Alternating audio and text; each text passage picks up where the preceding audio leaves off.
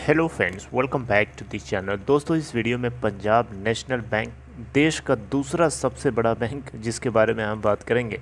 लेकिन आगे बढ़ें उससे पहले आपसे रिक्वेस्ट करना चाहूँगा कि अगर आप चैनल को फर्स्ट टाइम देख रहे हैं, सब्सक्राइब करके बेल आइकन को हिट कर लीजिए। और डीमैट अकाउंट ओपन कराने के लिए डिस्क्रिप्शन बॉक्स में एक लिंक दिया गया है अपस्टॉक में अकाउंट ओपन कराने के लिए।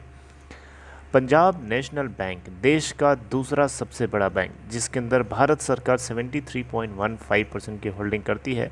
डीआईआईस के पास अगर शेयर देखें तो 11.27% है और पब्लिक के पास 13.07% और एफआईआईस के पास 2.51% है।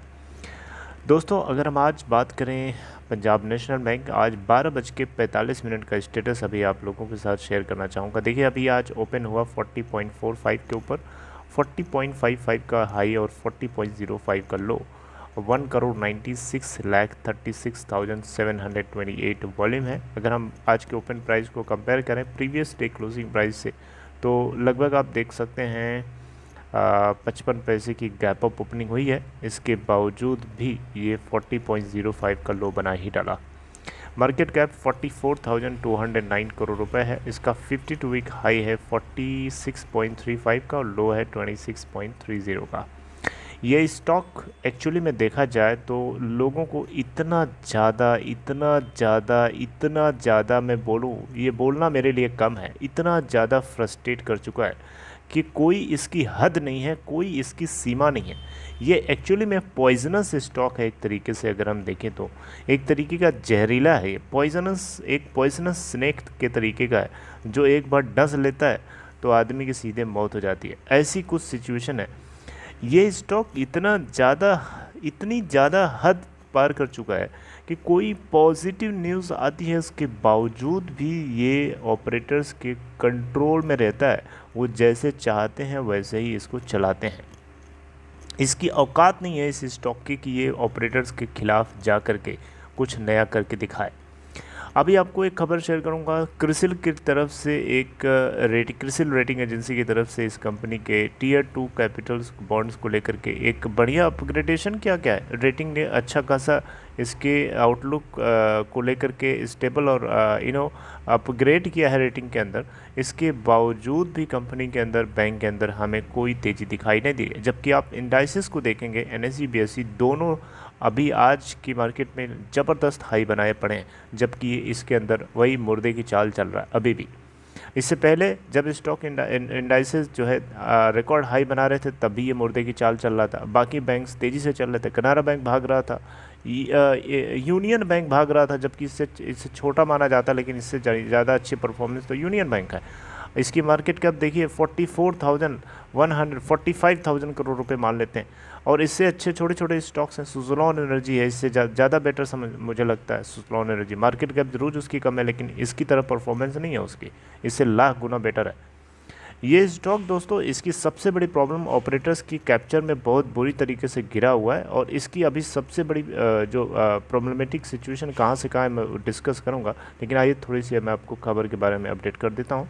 क्रिसिल रेटिंग एजेंसी की तरफ से इस कंपनी के, यानी इस बैंक के जो है 2000 करोड़ टीयर 2 बॉन्ड्स को लेकर के अपग्रेडेशन किया गया है। और क्रिसिल ने AA+ की रेटिंग दी है, स्टेबल आउटलुक दिखाया है यहाँ पे। एंड इसके अलावा दोस्तों, तो क्रिसिल रेटिंग्स ने इसके क्रिसिल AA+ और क्रिसिल AA स्टेबल और क्रिसिल AA1+ को रीअफर्म किया है टीयर 2 बॉन्ड से जुड़ी हुई। और यहाँ आप देखें तो इसके अलग अलग बॉन्ड्स है, जैसे टीयर 2 बॉन्ड्स में जो कि बाइसल 3 के अंदर आता है। लोअर टीयर 2 बॉन्ड्स हैं, बाइसल 2 के अंदर आता है। परपेचुअल टीयर 1 बॉन्ड्स है, जो कि बाइसल 2 के अंदर आता है। टीयर 1 बॉन्ड्स बाइसल 3 के अंदर आता है। Infrastructure bonds and certificate of deposit, इन सभी के सभी को AA1 AA+ और इस क्रिसिल और स्टेबल आउटलुक दिया है। रेटिंग टीयर 1 बॉन्ड्स के को लेकर के जो होती है, इस कंपनी के बैंक की पोजीशन को रिप्रेजेंट करती है कि आने वाले फ्यूचर कूपन पेमेंट्स को कितना अच्छे से कर पाएगा या नहीं कर पाएगा, राइट। तो दोस्तों, ये एक अच्छी खबर है। इसके बावजूद भी इस बैंक में हमें कोई पॉजिटिव मोमेंटम बनता हुआ नहीं दिखाई दिया। अब भारत सरकार का क्या रिलीफ मिलेगा इस कंपनी को, इस बैंक को, अब ये तो मुझे नहीं लगता कुछ ज़्यादा खास होगा। बहुत ज़्यादा से ज़्यादा होगा, इस अभी बैड बैंक बन जाएगा, इसके बैड लोन्स को ज़्यादा से ज़्यादा उधर हम हमें ट्रांसफ़र होता हुआ दिखेगा, यानी बैड लोन्स को जो है बैड बैंक ले लेगा, NARCL ले लेगा। और भारत सरकार ज़्यादा से ज़्यादा क्या मदद करेगी, अब ये तो समय ही बताएगा कि इस मरे हुए शेयर को ज़िंदा करने के लिए सरकार क्या कर पाती है। अब देखिए, आइए बात करते हैं एक टेक्निकल पॉइंट ऑफ व्यू से। तो दोस्तों यहाँ पे देखिए, अभी इसकी सबसे बड़ी प्रॉब्लम क्या है, 40 के लेवल से लेकर के 46 के लेवल तक, इस लेवल में इतना तगड़ा रेजिस्टेंस है, इतना तगड़ा रेजिस्टेंस है कि इसकी औकात नहीं है इसको पार करने की। ये समझ लीजिए कि जब तक कोई सॉलिड स्ट्रॉन्ग न्यूज़ नहीं आती है जो बहुत ही ज़्यादा इफ़ेक्टिव हो, तब तक इस रेजिस्टेंस बैंड को ये मुझे नहीं लगता कि क्रॉस कर पाएगा। It is very very difficult. अब ये डिफ़िकल्ट क्यों है, इसके पीछे एक सबसे बड़ा कारण है। आप कारण समझेंगे आपको भी लगेगा कि ये सच है।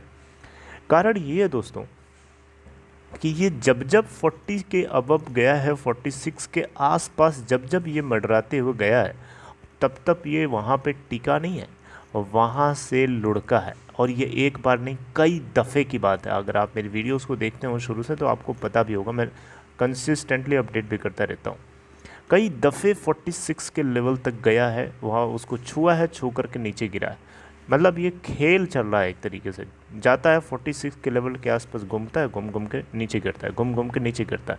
और 46 के लेवल को बार बार नहीं टच किया, बल्कि 46, कभी 44, कभी 43, कभी 42 ही, और कभी 41, इस तरीके से ये टच कर कर के नीचे आया है। तो बहुत से लोगों को इसके अंदर जो है ट्रैप कर लिया है इसने। और definitely I am pretty sure, 100% sure कि जैसे जैसे लेवल्स को आगे भागेगा, 40 के अबव जैसे जैसे चढ़ेगा, इसको बहुत तकलीफ़ का सामना करना पड़ेगा, बहुत डिफ़िकल्टी का सामना करना पड़ेगा, जिसके चलते इसमें हैवी बिकवाली आपको देखने को मिलेगी। और इसको चढ़ना, 46 के लेवल के ऊपर के आसपास चढ़ के जाना, उसको क्रॉस करना, इस रेजिस्टेंस बैंड को तोड़ना इतना आसान नहीं होगा। लेकिन हाँ, अगर ये तोड़ लेता है इस बैंड को किसी स्ट्रॉन्ग न्यूज़ के चलते, तो डेफिनेटली मैं आपसे बोल सकता हूँ 46 के अबव इसके लिए रास्ता खुला है। फिर ये आपको न्यू रिकॉर्ड हाई भी बनाता हुआ दिखाई दे सकता है। लेकिन सबसे बड़ा सवाल कि इस रेजिस्टेंस बैंड को तोड़ना इतना आसान नहीं होगा, वेरी वेरी डिफ़िकल्ट। मेरी बात समझ रहे हैं? अगर आप मेरी बात से सहमत हैं तो आप मुझे कमेंट बॉक्स में अपना ओपिनियन जो है शेयर कर सकते हैं। राइट, ये मेरी ऑब्जर्वेशन है जो कि पूरी तरीके से वैलिड भी आप चाहें तो कर सकते हैं, और चाहें तो आप इसको नॉन वैलिड भी डिक्लेयर कर सकते हैं। ज़रूरी नहीं है मेरी बात सच हो, लेकिन जो मुझे लगता है, जो मैंने ऑब्ज़र्व किया है, वही मैं आप लोगों के साथ बातचीत कर रहा हूँ। So this is all in this video. I hope you like this content. अगर आपको पंजाब नेशनल बैंक से जुड़ा हुआ एक छोटा सा कंटेंट अच्छा लगा हो, ये वीडियो अच्छी लगी, तो इस वीडियो को लाइक करके सपोर्ट कर सकते हैं। और अपना ख्याल रखिए। मैं आपसे कुछ और शेयर करते हुए मिलता हूँ नेक्स्ट वीडियो में। Take care.